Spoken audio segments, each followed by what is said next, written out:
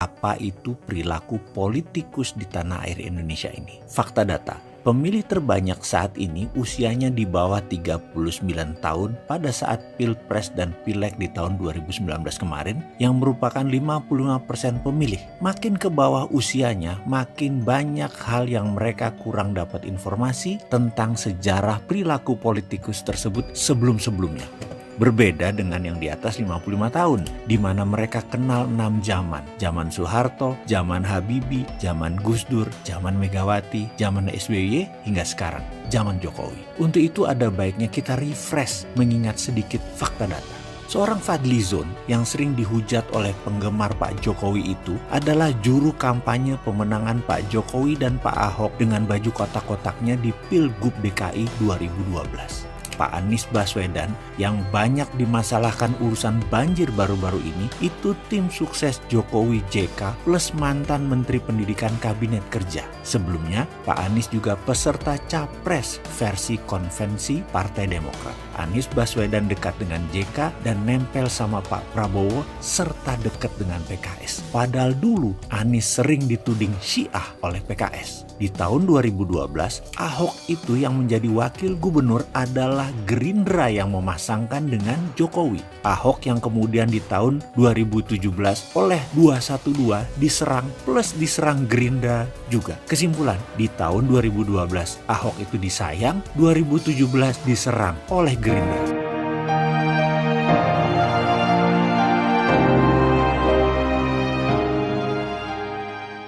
Informasi berikut ini untuk mereka generasi milenial dan generasi Z yang berusia di bawah 39 tahun agar mengerti apa itu perilaku politikus di tanah air Indonesia ini. Fakta data, pemilih terbanyak saat ini usianya di bawah 39 tahun pada saat Pilpres dan Pileg di tahun 2019 kemarin yang merupakan 55% pemilih. Makin ke bawah usianya, makin banyak hal yang mereka kurang dapat informasi tentang sejarah perilaku politikus tersebut sebelum-sebelumnya.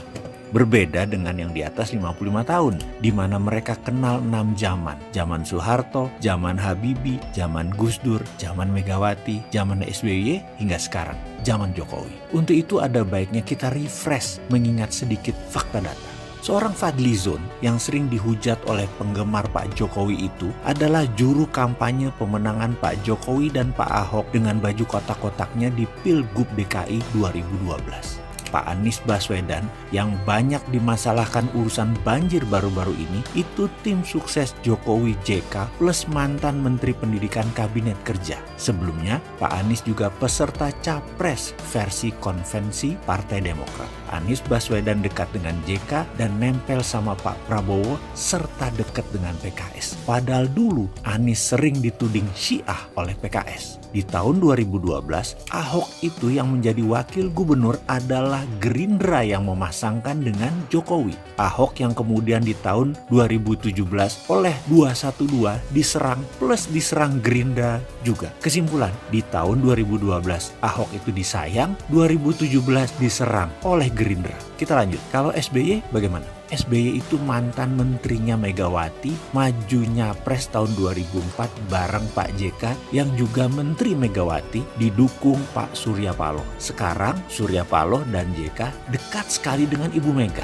2004 saling serang, 2014 saling dukung. JK sama Megawati. Ke 08 Prabowo sekarang. Sejarah Pak Prabowo itu dulu adalah calon wapres pasangan Bu Mega ketika Pilpres 2009 berseberangan dengan SBY. Di Pilpres 2009, Pak JK juga nyapres bareng Pak Wiranto melawan Pak SBY dan Pak Budiono yang didukung oleh Abu Rizal Bakri. Lalu kemana Pak Abu Rizal Bakri setelah 2014? Sekarang Abu Rizal Bakri temenan sama Pak Prabowo yang dulu kompetitornya di Pilpres 2009.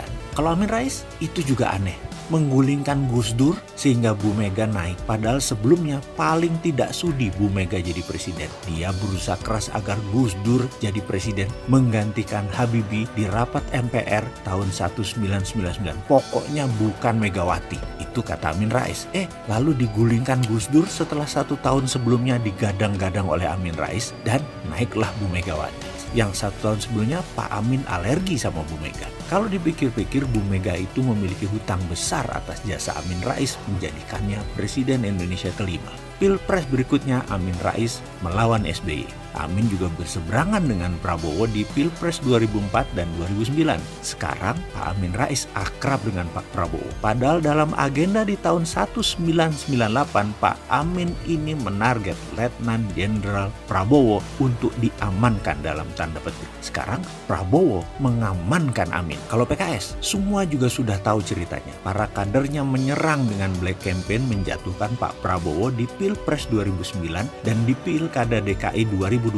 Lalu sekarang berteman akrab sama Gerindra yang selama zaman Pak SBY PKS adalah musuh bebuyutan Gerindra. Di zaman SBY, PDIP dan Gerindra oposisi, sementara PKS masuk koalisi di Satgap zaman SBY. Sekarang diklaim Gerindra PKS mitra lama. Bingung nggak tuh? Kemudian penulis Fatwa MUI menjadi wapres yang tadinya seakan berada di kubu berseberangan sekarang menjadi satu perahu. Bahkan para pihak sudah menganggap selesai masa lalu, yaitu Ahok di penjara 2017.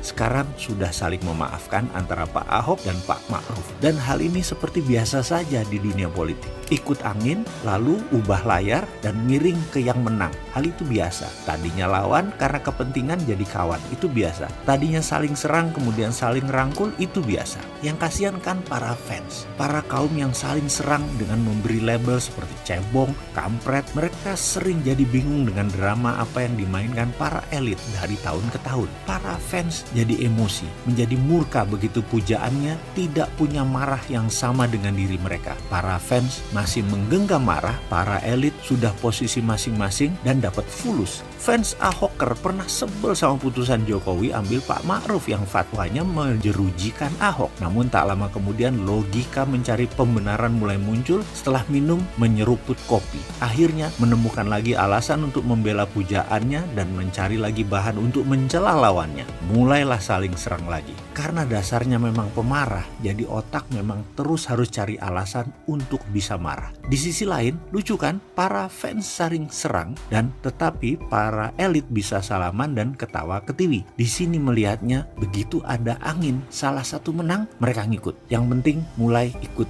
bermain searah angin. Itulah politikus Indonesia. Begitulah sedikit info wahai sahabat muda yang usianya di bawah 39 tahun yang merasa pujaannya akan selalu sama, memiliki rasa seperti kalian. Jawabannya tidak. Begitu pujaan hati kalian memiliki pendapat yang berbeda dengan marah kalian, langsung kalian memaki pujaan tersebut, jadi antipati. Lah yang aneh siapa? Jangan pernah berharap politikus pujaan hati kita akan selalu memiliki marah yang sama dengan kita. Misalnya, marah saya pada pejabat yang setuju berhutang dengan Cina Tiongkok adalah marahnya saya pribadi. Dengan alasan pribadi, jadi jangan terkaget-kaget kalau saya ditawari kredit tanpa bunga, tanpa cicilan 10 triliun dari pemerintah agar saya diam, tidak buat video edukasi cara cerdas bernegara. Tawaran itu saya terima. Jangan kaget loh ya, kita rakyat ini di bawah sudah sering diobok-obok perasaannya. Persis seperti sapi tiap hari susunya diperes-peres tapi nggak dikawin-kawin. Coba bayangin. Pada ngerti kan sekarang? Ya wis talah, sekarang biasa aja deh.